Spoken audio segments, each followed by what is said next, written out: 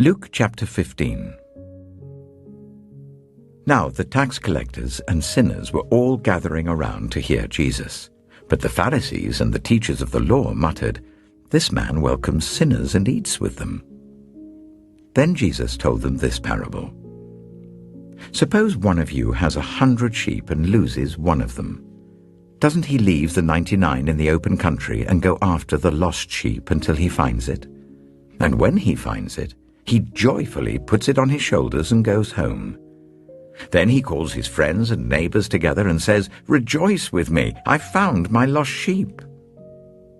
I tell you that in the same way, there will be more rejoicing in heaven over one sinner who repents than over 99 righteous people who do not need to repent.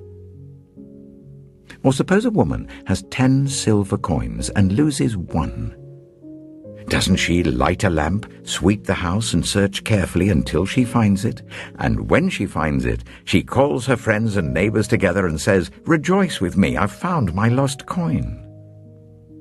In the same way, I tell you, there is rejoicing in the presence of the angels of God over one sinner who repents. Jesus continued, "There was a man who had 2 sons.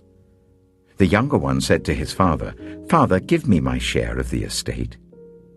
So he divided his property between them.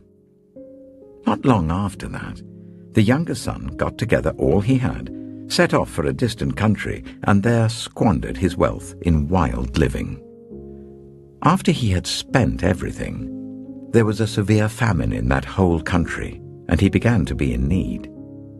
So he went and hired himself out to a citizen of that country who sent him to his fields to feed pigs. He longed to fill his stomach with the pods that the pigs were eating, but no one gave him anything. When he came to his senses, he said, 'How many of my father's hired servants have food to spare? And here I am, starving to death. I will set out and go back to my father and say to him, Father, I have sinned against heaven and against you. I am no longer worthy to be called your son. Make me like one of your hired servants.' So he got up and went to his father. But while he was still a long way off, his father saw him and was filled with compassion for him. He ran to his son, threw his arms around him and kissed him.